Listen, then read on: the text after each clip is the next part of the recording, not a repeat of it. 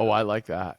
Yeah, what's up, everybody? Welcome to the Cult of Recreationalism podcast, where Nathan figured out how to put the intro into the actual podcast recording. um, I'm Boom. Nathan. I'm Nathan Morris, and that man you just heard is. Sean Lake. Do I have to And then say who we I also, am? And Like Sean I'm Lake, person of Bubs. and then we also have Johnna Ward over here. Johnna. Where is over there? Over there is currently Salt Lake City, Utah. Okay. It's about to nuke snow there, so lucky you. Well, I was laying out like 2 days ago, so it's a little bit of a whiplash in the weather for me. It get used to it. That'll be happening straight through, and then finally June, July, August hit, and then it's just 90 to 105 degrees out, and you're crying for mercy. So until then, enjoy the whiplash. All right, fair enough. Fair enough. That was a pleasant surprise, by the way, Nathan. I really enjoyed the jingle intro to the Cult of Recreationalism podcast. That's good stuff. That makes us look semi-professional, which I can get with. Uh-huh. So we're just going for the semi-professional. We don't want to exceed expectations. No. And no. Cool. All right. Well, guys, today we are talking about how Bubs got started. If you listen to our previous podcast, we also started talking about how Bubs got started, and it ended up in a really good way getting on a different topic about who Glen Bub Doherty is. And so now we want to talk about, Sean, how you built this brand to kind of honor Glen. Yeah.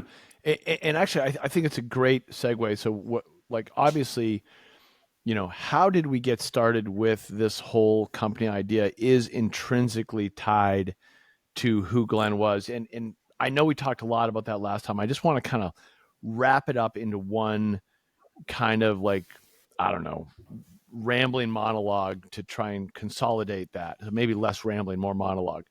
So things I often say about Glen was this larger than life personality. And what does that mean? Like, how can you relate to that in your everyday life? Like, think of the friends in your core friend group. There's always that one that just shines a little bit brighter than everyone else. And it's whether they're incredibly funny, they tell the best stories, they're maybe super dependable, but chances are they have a great outgoing personality. They're very genuine and they're there to help. And when I think of Glen, he checks all of those boxes.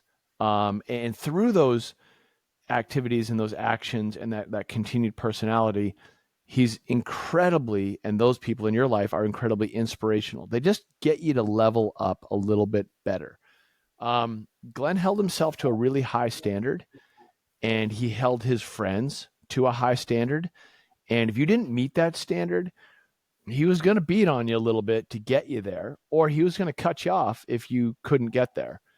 And that sharpened the people around him.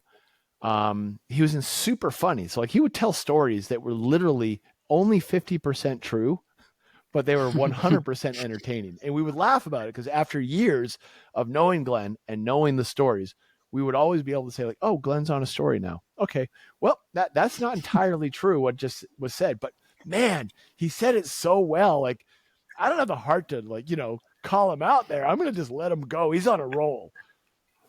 And that ability to just tell these great stories was also super motivational. He could literally get you to do the crappiest chores and put a smile on your face. He'd be like, hey man, we're going to go in the backyard and pull weeds for 8 hours. Isn't that awesome? And I'd be like, no. When we were roommates, I'm like, that's the worst thing ever. He's like, it'll be super fun. Come on, we'll order pizza. We'll drink a couple of beers. And the next thing you know, you're pulling weeds in the backyard and he's telling stories and you're doing it and he's doing it and he's doing the work. And when you see someone genuinely put in the effort, man, that's motivating. It makes you want to put in the effort. You don't want to half-ass it. Your buddy's putting out over there. You got to put out. So that was Glen.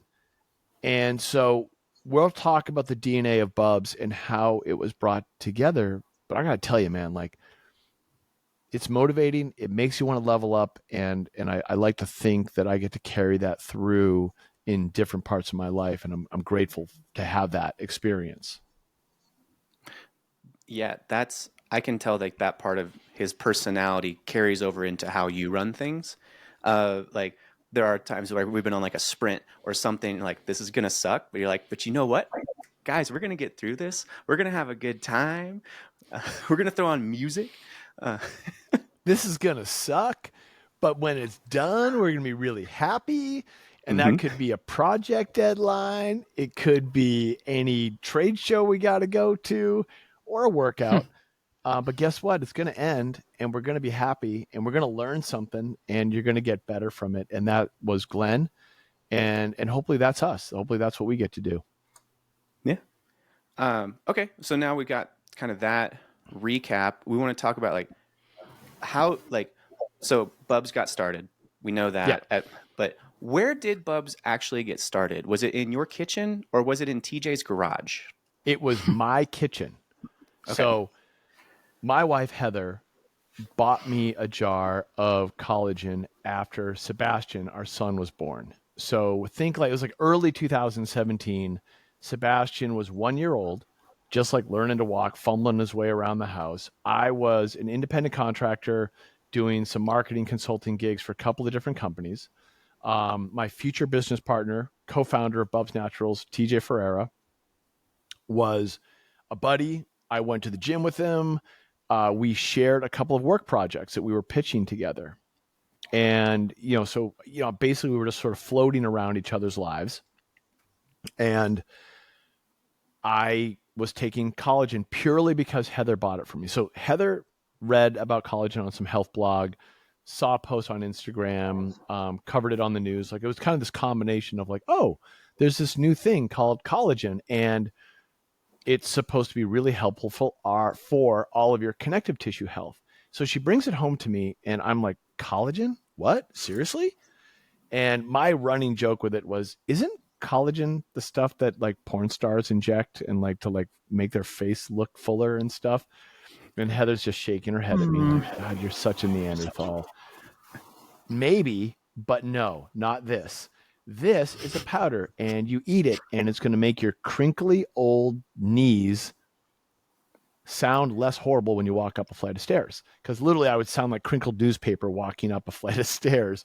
And her joke was, you're not getting any younger and I need to preserve you in your old age. And guess what? We're having kids. Like she was pregnant with Lucy at the time. And, we had a son and I'm like, yeah, I got to stay in the game. Now, my health conditions at 45 years old were I surf all the time. I mountain bike all the time. I snowboard all the time. I go to the gym all the time. I run. And I was very dedicated to my fitness routine and we had a very clean eating regimen. I didn't really take any supplements. I was just eating healthy and I was so effing sore all the time. And I wasn't sore at 40. I wasn't sore at 35. It's like 45 came and just kicked my ass. And I think it's different for everyone, but there's a common theme here. Your body stops producing collagen in your 20s in great abundance. And every year, your body's naturally producing a little bit less collagen. Now, I didn't know any of that. I just had a jar of collagen that my wife bought off of Amazon, threw it on the counter and said, take that stuff. It's going to make you better. And I knew that my joints really, really were sore and my muscles were sore. And I lived that way. I'd actually just gotten used to it. So I started taking it in, January, February of 2017. And after a couple of weeks, literally my fingernails felt like they were growing so fast. I was like, I'm the Wolverine. Where are the nail clippers? This is crazy. And about, I don't know, maybe I'm a couple of weeks later, like maybe I'm a month into this journey and I'm just taking one scoop a day every single day. I needed a haircut and I just gotten a haircut. So I was like, that's weird. And had this, we had to go to a wedding or something. And I was like, oh, I got to get it, trimmed up. So another month goes by and now we're like, now we're into the spring and I'm like, man, I'm feeling kind of better. And I had this one really pivotal incident. We were flying Sebastian Heather and myself were flying cross country. We had to go from San Diego to Boston. It was like a direct flight, early morning. And I remember getting up out of bed, grabbing all the stuff. And when you got a young kid, you got a lot of stuff. I mean, there's a lot of stuff, and car seats and strollers and bags, and hop on the airplane, fly cross country, get off the airplane. And we're at Logan Airport in Boston. We're walking off the plane. And I'm like, Heather, I feel really good. And she's like, oh, that's nice, dear. I'm like, no. You don't understand. Like, I feel awesome. She's like, cool. I'm like, what is in this collagen? Like, what's in this stuff? And she was like, oh, really? Like, you feel that good? I'm like, my knees don't hurt. I jumped out of bed this morning. I actually forgot. Like, I'm so used to being in pain that this was like a major surprise that I could fly cross country, cramped up in a little seat in the back, hop up, grab all our stuff. And like, I feel good. And I was hooked. That was it. I was completely hooked. So a couple more months goes by. TJ then comes over to my house, and he's there to pitch a work project, like a totally unrelated, like, hey, we're going to talk about some, creative marketing ideas or whatever. And he just sees the jar of collagen on the counter. And this is TJ. He's always thinking, wheels are always turning. And he goes, hey, you take that stuff? And I just start raving. I'm like, dude, collagen has changed my life. I'm squatting again. I'm running faster. And like, I used to have like, a sub 8-minute mile for, maybe 6, 7, 8 miles. And I was happy with that pace. And then I just slowed down. And all of a sudden I have an 8:30 mile and an 8:45 mile. And then all of a sudden I'm kind of like just limping along at, a 9-minute mile or whatever. And then I got it back. And so I just have this, like, these little data points in lifting at the gym and CrossFit. And I'm like squatting again back to a respectable weight. And I'm like, dude, it works. So I just start raving to him, and he's like, well, this is a fast trending product on Amazon. Cause he was monitoring those kinds of things. I said, oh, really? All right, that's cool. He's like, we should start a company. And I was like, dude, I got a 1-year-old in diapers, like crawling around behind you on the floor. This is a really bad idea.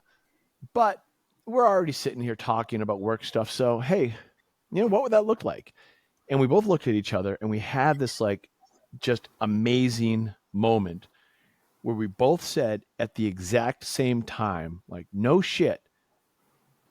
Well, if we ever did start a company, we'd have to do something cool for charity. That was it. Opening line. Like, the light bulb went off, and I just started laughing. And I said, well, I know the charity. It would have to be Glen's charity. And this is exactly the kind of product that Glen would have taken if it was around. Like, collagen didn't exist when Glen was alive. Gelatin existed, and which is a form of collagen, derived from the bone. But collagen peptides, like in its current form, it didn't exist. So I was like, this is just the kind of thing that Glen would have taken. And Glen's call sign in the Navy was Bub. So we'll name the company BUBS Naturals as a tribute to Glen and his way of life. This product stands for self-improvement, just like Glen did. And we'll give 10% of all profits to Glen's charity, to military charity, to charitable causes in Glen's name, because Glen was the guy who was always helping others. Right down to the very end, on that rooftop in Benghazi. And I've said that 100 times. Like, that's who Glen was. So it just felt right. And I mean, I kind of like took control of the opportunity of like, hey, this got to be Glen. It's got to be Bub. TJ, for his part, TJ had been through the SEAL Fit experience. TJ has a very strong charitable mind because he wanted to join the Navy. He wanted to become a SEAL. He got in a really major car accident that prevented him from being able to join the Navy. He was doing all the work to go and be of service. He was going to ditch his whole career in e-commerce to go serve his country. And he wasn't able to do that. But he's always saved a percentage of his time and allocated it towards service, towards members of the special operations community, which he holds in a very high regard. So this company, in its charitable initiative, made perfect sense for him. And it made perfect sense for me, quite frankly, like for different reasons. We both approached, we got to do something cool for charity. in our own personal way. And it just felt right. This was literally like a 5-minute conversation. Boom, BUBS Naturals, feels good, feel great, do good, all the things. Like we literally wrapped it all up. And then I made 3 phone calls. I called Glen's mom.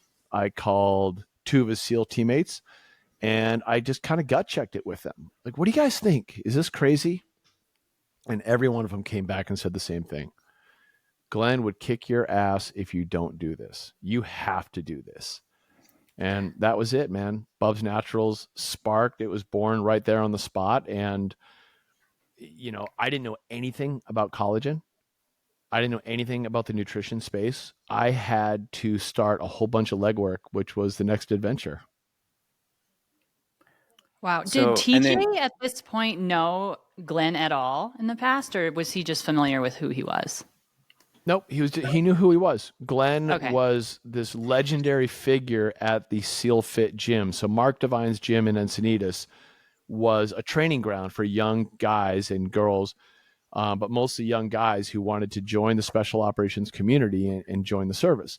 So a lot of Mark Devine's programming as a former SEAL commander was to sharpen these, blunt instruments, which were these young guys full of piss and vinegar, ready to go and serve their country, but they didn't really have the combination of physical and mental skills to get ready for what that job truly entailed.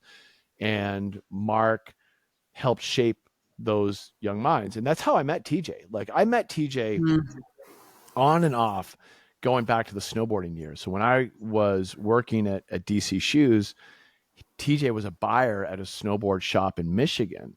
So we knew we had been at the same parties, at the same events, the same trade shows when he was a teenager. Then we reconnected when he went through the Kokoro camp, which is like this culmination weekend camp at SEALFIT. And don't think of it like a camp. Think of it like you're going to get your ass kicked for 55 hours straight, and more than half the people that go in quit and don't come out of it. And TJ was one of the ones who was there, paid good money to get his ass kicked by me, among others, to really test him and see what he was made of. So, I got a lot of stories about just really giving him an incredibly hard time that entire weekend, which was awesome. I didn't realize that. I thought TJ knew Glen. No, TJ knew of Glen because Glen was one of the original SEALFIT coaches. But by the time TJ went through Kokoro, Glen had already passed. He'd already died in Benghazi. So TJ, this other half of BUBS, just sort of knew the legend of Glen. Gotcha. And then I know that at a certain point you set up, like BUBS was ran out of TJ's garage. Yeah, so we didn't really have an office. We have an office now, and actually I had always had the lease on this building from my prior work as, an independent contractor. I just had the lease on this little office in Leucadia. TJ always worked out of his house. So we would get together, work out in his garage, and then sit around and kind of like figure out how we were going to do this thing called BUBS. And it was like a bunch of Google research. I would call people that I knew from the gym or different environments, and I would figure out what I could do. Like, hey, okay, I'm learning production. Like, here's how you source collagen. Hey, there are these trade shows you go to. I'm going to buy every single brand off of Amazon, and I'm going to vet them for flavor, solubility. I'm going to learn about what the amino acid profile is on the back of the jar. I'm going to just educate myself on how this stuff works. And it was very rudimentary. I don't have a nutrition background. TJ doesn't have a nutrition background. TJ's a digital marketer. Like, he knows how to draw attention to a product. He knows how to draw attention to a brand and like get eyeballs on it. But the actual integrity component was something we had to learn along the way. And that was like my job, paramount, number one, figure out how to make the best possible product. But that was a learning period. We did a lot of that at TJ's house. So we'd work out in his garage, which we called his house Rancho Relaxo, because he bought this old giant freezer, like that. It was like a coffin freezer, like, the classic ones, you just lift up the lid, and he put silicone caulking throughout the inside of it. Now, here's how cheap I am.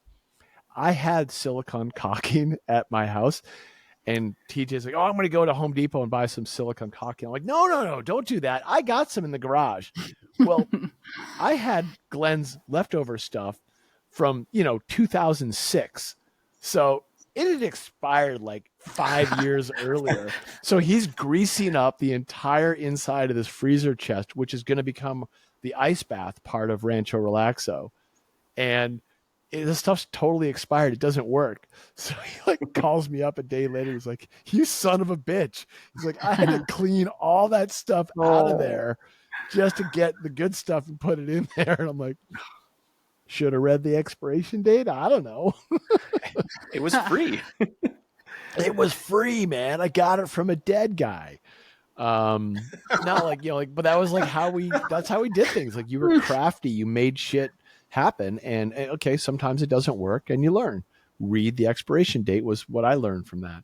But like, he had an ice chest that we would do these like 3-minute cold plunges. So you literally plug in the ice chest, freeze the water, chip the ice off the top of it, and then sit in there for 3 minutes. You do a full workout, and then he had an infrared sauna. So this was in 2017, when these things weren't as hip as they are today. Like, the infrared saunas were like a novelty. But we did a bunch of that kind of stuff, and then we would just spitball the ideas. I mean, that's where he taught me about, MCT oil in a powder. I always thought MCT oil was an oil. I didn't know that people had turned it into a powder. We talked a lot about functional creamers back then. And a lot of the spark of those first products that we wanted to bring to market were born from those experiences. But technically, my kitchen. So those were the first, the collagen, and you just talked about MCT oil powder. Take a quick pause for 1 quick second. I promise you, this is going to be a pause in the podcast because Jake Mapes of Jiu-Jitsu fame just walked in the door, and I have to say something to him. So for anyone who doesn't know who Jake Mapes is, who's listening to this podcast, just Google him. It'll blow your mind. Or you won't know what I'm talking about. Either one could happen. Hold on. Tell him we're going to get him on the podcast eventually. There you go. Well, everybody, welcome to a podcast within a podcast called Jonathan, where Johnna and Nathan talk about whatever they want because Sean's busy. Story Johnna, of how's our your day lives. going? I am having a brilliant day today. Just hanging out, working, talking to you. Oh, there he is. I'm back. He's back. So I knew this was going to That was a happen. quick episode. Jake was like, "I can come by at exactly 11:30," and I'm like, "I'm going to be on a podcast. That's going to be a bad idea, but a good idea." I had to make sure he got the stuff that I had put aside for him, and he did. So we're good, and don't worry about it. We can just chop all that out and pretend it never happened. No, we had some good stuff in there. Mm-hmm. No. Well, people need to know that when you have a podcast with a young business that has a lot going on, a lot of stuff's going to go on. So that's just a day in the life, Mm-hmm.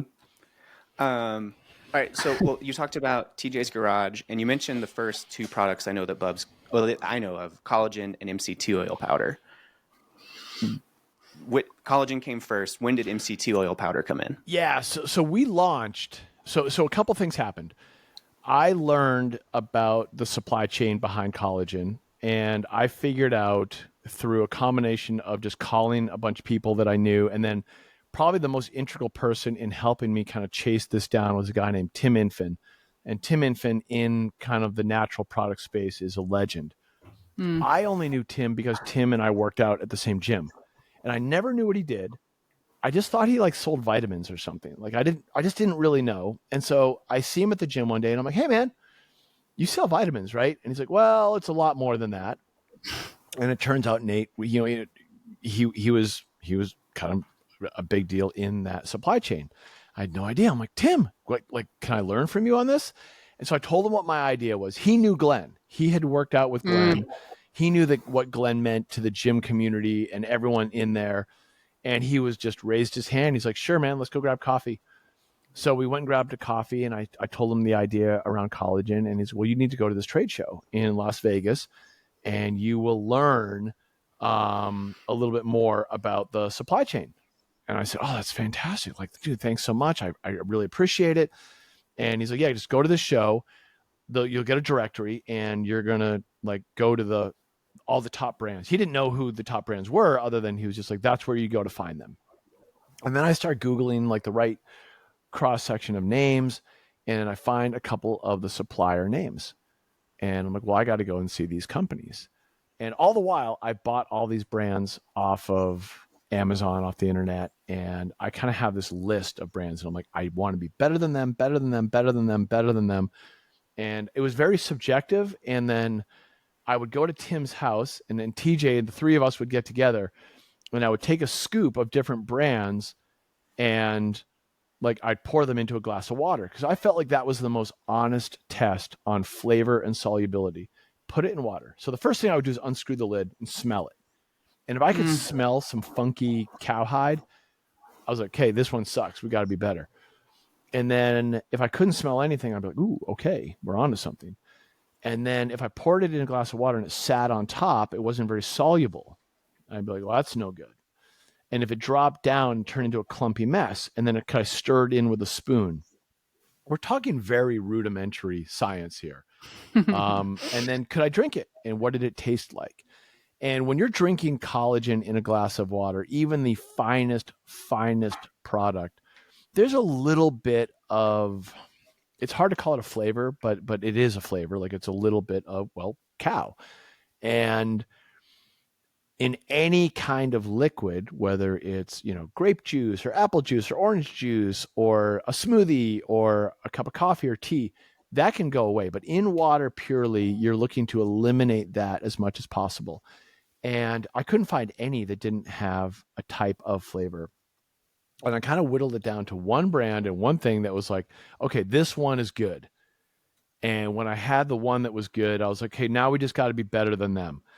And I go to this trade show, and that's all I have are the brands that are on the market that have the stuff. And I'm like, well, I need to do some homework. So I'm walking this trade show with TJ. Like TJ's wearing like a leather vest, black sweatshirt, black jeans. He looks like he's out of a biker gang.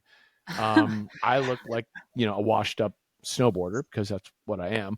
And we don't fit in at all. We're talking like everyone's got a collared shirt on. Everyone's kind of buttoned up, looking proper and clean.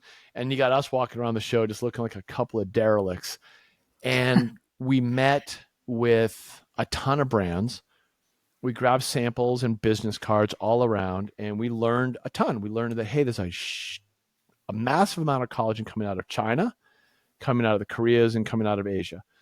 And I was like, okay, I don't know about that. And then we knew going into it from our research that the most agrarian kind of grass-fed, pasture-raised, kind of old-school cattle industry was down in South America, specifically Brazil, Uruguay, Argentina. And the reason for that is you've got just endless pastures, endless grasslands, and it's very poor. So you don't have a lot of cattle feed and manipulation of the cattle. So they're kind of living a very natural life. And the turnover is massive because the beef industry is huge in South America. So I was kind of honing my energy there. And then I always wanted an American product. The problem with the American stuff is that it's all grain fed. And that's, for some people, that's a big deal. We really wanted the gold standard, which would be grass fed, pasture raised, and American cattle's grain fed. Also, American cattle and cow hides aren't traditionally put into any kind of processing where it actually gets converted into collagen. So it kind of doesn't really exist. Like I couldn't find a good US source right out of the gate. I'm like, oh, this doesn't really exist. So, hey, future opportunity. But for today's purposes, just to get Bubs to market, I need the best flavor, the best solubility, the best amino acid profile. Let's go. So walking the whole show, and literally we just kind of felt like we struck out. Like we're actually a little bit deflated. TJ's ready to go. He's like, let's go. Let's catch a flight, like just beat feed. It's 5 p.m. The trade show's closing down.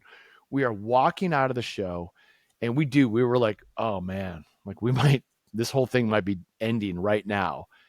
And as we're walking out, I walk past this one booth that has a big, giant, like kind of flag up above it. And it's got a map of the United States.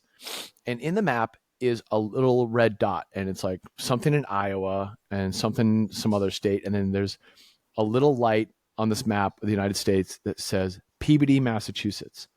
Now, I was raised in Gloucester and Winchester, so I'm like, Peabody's right in the middle of those two. I'm like, what? This company's from Peabody? TJ, we got to talk to my people. And he's like, Sean, like, seriously, like you have the energy to go talk to a total stranger? Fine. I walk right up to them and I'm like, who's from Peabody around here? And this lady who is just this amazing personality, and I'm going to out her right now, and hopefully she finds this very flattering. She was this awesome personality named Beverly. She kind of looks like Pat Benatar, like just a rock star of a human, just walks up, and she's wearing almost as much black as TJ is. And she looks at me and she just starts shaking her head. She's like, kid, no one's from Peabody around here. We're from Iowa. And I'm like, but the sign says Peabody. And she's like, we got a gelatin plant in Peabody. And I'm like, oh, I didn't even know they make gelatin plant. And I'm like, wait a minute, gelatin? I'm like, what else you guys make? She's like, collagen. And she starts rattling off all these kind of meat-based, cow-based products. And I'm like, no kidding. I'm like, well, if you want to earn the world's smallest customer, then you just have to answer one question. Are you better than this brand that I've been buying that has a little blue lid and a white jar? And I said, if you're better than them, we can do business together. And she just starts laughing at me. And she's like, you'll like our product. And just totally cocksure and just like, I got this, kid. And that was it. We met our supplier accidentally at the trade show. They sent us a sample. It was amazing. It was everything that's in our jar today. So we literally have the same supplier from 2017. Beverly is still our sales manager. She still puts up with us. And we have grown together over the last, 6 years. And it was all because I literally just saw the Peabody, Massachusetts little light bulb on some trade show booth and was like, I got to talk to these strangers. This brand exists because you're a masshole. Like, yeah, exactly. Yeah, if I wasn't a masshole. I used to say, you guys have to think that has to be a part of Glen. Like, hey, Sean, open your eyes. This is the company that's going to do it for you. Like, he helped you meet TJ in a roundabout way. Like, your guys' Massachusetts roots helped find our collagen. Like, Glen's in the brand years later. Like, it's so wild. I couldn't have said it better. Glen is in this brand. Like, he is the North Star of this company. And I didn't come up with that statement. It's funny. I met one of the founders of Stance Socks, came into the office years ago, like 2019. We were just getting up and running. Like, we're a young company. We have our tub and we're ready to go. And I'll never forget, he came in to our office and he's like, his name's Ryan. Ryan goes, man, you got your North Star. Like, you've got your thing, man. This is cool.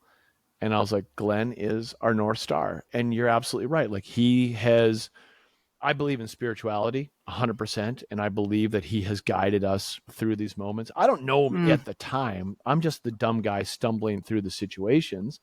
But hey, I met Glen. Glen kind of smacked me in the back of the head from afar and was like, hey, go talk to those people.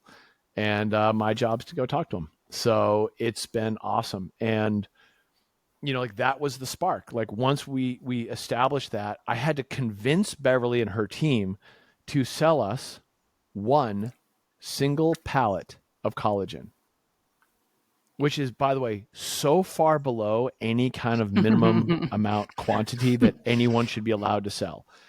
And I told her at the time, I said, hey, we're calling this company BUBS Naturals. We're going to give 10% of all profits to military charity. It's named after my best friend. And she's like, you're crazy, but I like it. And they took a chance on us. And, that's rare. They didn't have to do that.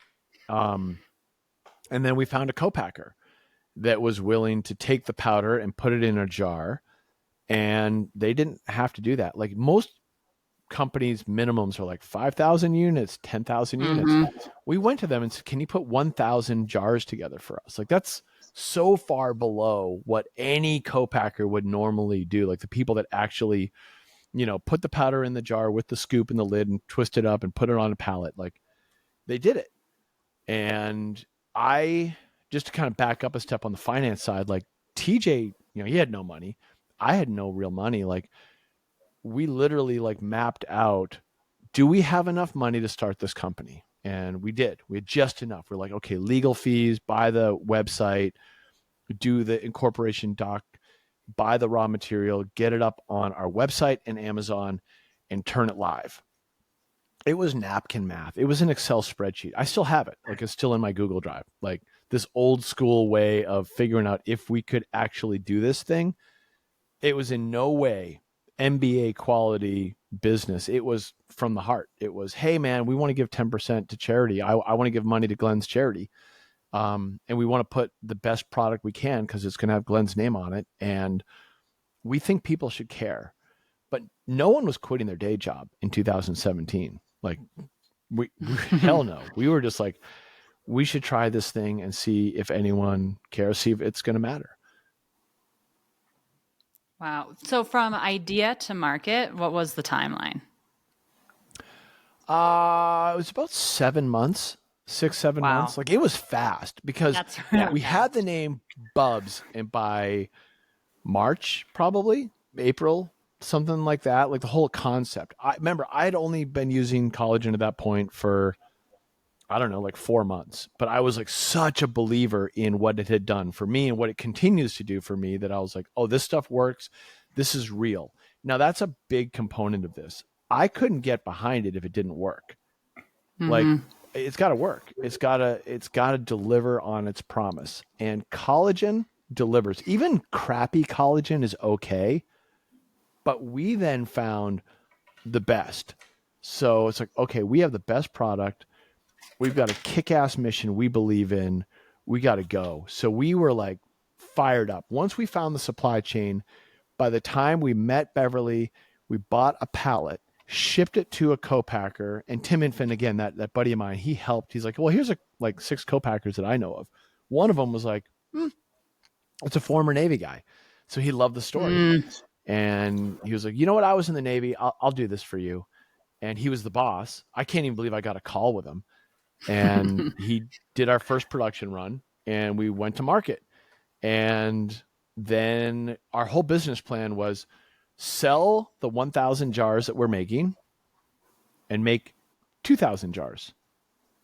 Sell the 2,000 jars that we're making and from the profits, make 4,000 jars and 4,000 to 8,000 and 8,000 to 16,000 and so on. And that's kind of what we did. We didn't get paid. We didn't pay ourselves. We didn't do any of that until the end of 2019. We paid everybody else to like bring them on board, and we would use the money that was being generated. And, we wrote checks to Glen's foundation right away when we never should have. Like we weren't profitable in any way, but we're like, let's write these checks. I want to get money going. I want to live the brand. It actually almost bankrupted us doing it that way, but dude, it was worth it. And the second product, the MCT oil powder, that was actually TJ's brainchild. So collagen, I had the experience with. The MCT was because TJ had sold, I don't know whether it was Bulletproof or On It or some brands that you would see on Amazon. He had a sales store on Amazon and he was selling the MCT oil because he believed in that product and he had used it. So he knew it was great for energy, mental focus, or some gut health benefits around MCT oil. And the whole Bulletproof coffee was kind of in its zenith of popularity in probably 2017. But half the oil that he would ship would get returned because the lids weren't fastened very well and they were kind of shitty. So he'd be like, yeah, I got it. Like the return rate was horrible. So he was like, we just got to put it in a powder and that will deal with no more returns. So, as soon as he and I start working on that, I'm like, well, look at flavor is key. Like, and we believe in this in everything that we do. If this if we make a product and you can't adopt it into your daily routine, if you can't make this part of your daily routine, you're never going to use it. You'll buy it once because it's healthy, but you're never going to buy it again. And we wanted to make it taste great. So I said, hey, I put heavy cream in my coffee or a splash of half and half. I like the look of it visually, but more importantly, it's the texture. It's the taste. So we did the exact same process. I bought every single brand off of Amazon that I could, and they were made with acacia starch, acacia fiber. They were made with corn fiber. They were made with different powders. And cornstarch was probably the worst, and acacia's second worst. They're just disgusting. I bought like Laird Superfood. No disrespect. I think their company's amazing. But like the Laird Super Creamer, it doesn't work. Like it just, there's almost no MCTs in there. It makes your coffee look like a muddy brown. And not to call them out, that's not fair. I bought a boatload of brands. Like I remember buying a Quest Nutrition one, and like, I'm like, it's made with cornstarch. I'm like, God, this just tastes like shit.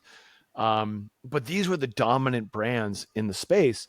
And I just wanted to make it taste good. I didn't want to have like mega amounts of oil. I wanted it to taste great. And we were like, oh, if you have at least like 5 grams of oil per serving, 5-6 grams, it's not too much. And if you make it with tapioca starch, hey, it's paleo friendly, it's keto friendly, it's cassava root. It's like a kind of benign little sad root vegetable that doesn't bring a lot to the table nutrition wise, which is perfect because I want the oil to have the nutritional value to pass along. So that's it, man. We let it rip. And I'm going to just give a moment and say, thank you, Johnna, for joining us. She is now gone, but we'll finish this up. Johnna she had a meeting that she had to be like she said she'd rescheduled on him before, so she wanted to make sure she was there. So you and I can wrap it up. So this is easy. We're there. So the second product was really driven by TJ. He really wanted to have an MCT oil in a powder. And then we settled on tapioca starch. We found a vendor. It was creamy and delicious. Like we literally were like addicted to it. I'm like, I got to have this every day in my coffee. And we sent it around to our friends and family. And that was our testing pool. I would send stuff to my sister. I'd send her little white bags of powder and be like, try this. I'm sure the U.S. Postal Service loved me for that one. But we had this kind of friends and family vetting team of like seeing if these products were going to work. And then we knew the categories were viable because TJ had done the legwork on knowing, the sales velocity on Amazon and other platforms. And then it was, hey, do people care about a brand that gives to charity? And that was kind of the methodology we used initially to get our start. And here we are. Yeah. I remember when you were going through that, I was part of the testing, like friends and family, because funny enough, I think, I don't know if I have the original one, but like I have like one of the original shirts that like you sent, like, hey, what do you think of these? And like I still have it. And actually downstairs in like a storage area, because when I was doing some photo stuff back in the day, I have like an old container, probably from like 2018, like a collagen container. Because you asked me to take some photos with it, and I just like, I'll just keep this empty one that I cleaned out just to have. So it's great. It's amazing. Yeah, there's a lot of that around of like, I'm so glad that some of those still exist because we weren't thinking about the longevity or the sense of history. We were just going for it. I mean, I'll kind of close on this note from getting started.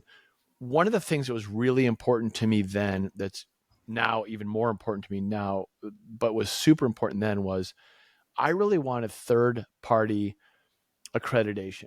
I didn't want to be the guy who had a company and would go to you and say, hey, we've got the best collagen on the planet, or we've got the best functional creamer on the planet. I wanted the groups that lived outside of our company to validate us, and not an Instagram influencer. So I did a little research around what I consider to be the highest level of independent testing. And there's like Informed Sport, and then there's NSF for sport certification. And that's the National Sanitation Foundation. And it's a nonprofit that doesn't care who you are, what you do, as long as you have the absolute best integrity in your product, period. And I told TJ, I'm like, we have to test our collagen as NSF for sport. and it was super expensive. Now, I didn't know if anyone knew what that was. I had to Google it, and then I called some friends that were like former NFL player guys that I'm buddies with, and I was lucky enough to be like, hey, like, what do you take? And they're like, oh, it has to be NSF for sport. And I read about it. I'm like, oh, this is like the U.S. Olympic team standard, the National Football League, the NBA, the Major League Baseball, like all these groups leverage this certification. And the only other one I knew about was the Whole30 approved diet. And I was like, oh, we need to have both of these things. Like, this is the gold standard of clean eating, good, healthy protocols. So I started knocking on the door of Whole30. They didn't answer. I would send email after email after email to try to get our product approved and tested and like validated. And then we submitted BUBS to the NSF group, and it was the most nerve-wracking thing to see, like, hey, do we really have the best stuff? Because this is going to be the test. And when we passed and got to put that NSF badge on our product, that was the end of 2018. And we've been NSF for Sport certified ever since. And those are the kind of things that matter. Same thing for Whole30. Whole30 approved us not just for the collagen. They took our functional creamer and they were like, this stuff is amazing. Like, what a clean ingredient list you have here. Like, we can get behind this. So we're actually I'm really excited to say that we carry both Whole30 and NSF for Sport side by side. And we love working with both of them because, hey man, like, you come to play or get out. Like, if you don't have the best integrity and the best ingredients and the quality is not there, you're just not going to be a part of that. And we want to play. I want to be able to put BUBS in front of everyone and say, hey, don't take my word for it. Do your own research. Yeah. I think, yeah. I don't have any other questions, I guess. Like, I just think kind of that's wanted it. to hear. Yeah, we wanted to hear like from you, like how it all got started. I guess the only one question I guess I do have is like, where does it go from here? Like, you kind of gave us like where we've been. We know where we're at right now. Like, can you give us any sneak peeks as to like where you see BUBS going? Or I can. I mean, one, if you just look at the brand and say BUBS Naturals, I'm always looking at the lens of nutrition through that natural lens. Like, I want to get my nutrition from what we have around us. I don't want it to come from a lab. So we're looking, we launched a couple of things since then. We launched electrolytes and we launched an organic coffee line. And I love the coffee. It's kind of selfishly, we make the things that we like to have in our lives. I love coffee. Mm-hmm. So we also listen to the BUBS family, like our customer base. We ask them, hey, what do you want to see from us? And the two biggest things they wanted were electrolytes and coffee. So we have those. And we're looking now at a few other things. I don't want to tip the hat, but I will say that they're in line with the entire concept of longevity. Things are going to help us keep in the fight longer. And I think you'll like it when they roll out. I'm pretty darn excited about them. And again, these are the things that I want to have in my life. They're going to fuel young athletes. They're going to fuel older athletes. They're going to fuel non-athletes. There are products that are going to just help us all just be a little bit sharper, have a little bit, just a little bit more juice out there to keep doing the things we love to do. Cool. Awesome. I actually have no idea what this is. Like, I don't know what's coming. I'm excited to learn myself. I work here. Well, I'll have to add you to the private Slack channels where we discuss such concepts. But awesome. It's exciting. Another Slack channel. Yeah, there are mystery Slack channels out there. There's probably Slack channels even I'm not a part of, my friend. But thank you for letting me tell that story. Yeah. So cool. Well, yeah, I don't have anything else to add, Sean. I think that was really cool. I just wanted to. The whole goal of this episode was like, how did we get here? And just, I know there's a lot of people that have been parts of it along the way, or maybe they just know pieces of it. And I think this is a really cool recap. So thanks, man. I'm stoked we did it. Yeah. Awesome. Well, guys, thanks for tuning in to the Cult of Recreationalism podcast. I've been Nathan. Johnna had to bow out a little bit earlier. And then Sean is here and just gave us a pretty awesome recap of where BUBS has come from since 2017. So cool. There we go. Yeah. And on to the next one, where we're probably going to have a guest, a non-BUBS employee guest. It's time to like tap into our network and get some folks on the show that have some amazing stories to tell. They're all inspiring, and you have curated a heck of a list, and I look forward to getting them on board. And well, you'll have to check our social media handles to find out who's on next. Yep. Awesome. See you next time, guys. Cheers.